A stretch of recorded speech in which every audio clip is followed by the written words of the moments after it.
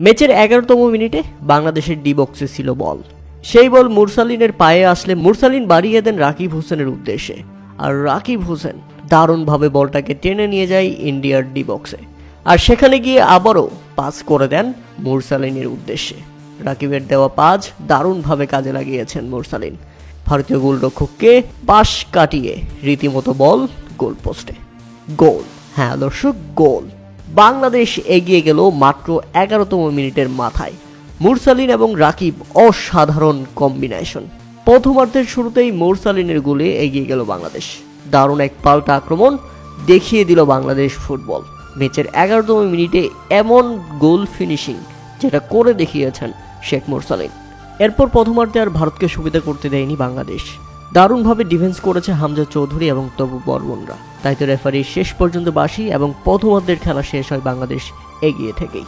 ভারতের মন খারাপ রীতিমতো মাঠের মধ্যেই মাথায় ঠেকিয়েছেন তিনি, কেননা বাংলাদেশ যদি জিতে যায় হবে দীর্ঘদিন পর ইতিহাস।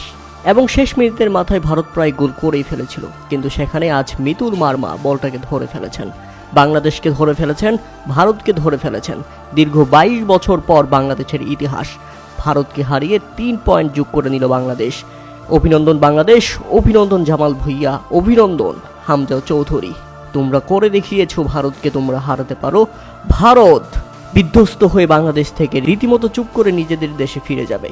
কিছুই করার নেই, বাংলাদেশ জয় করেছে ইতিহাস।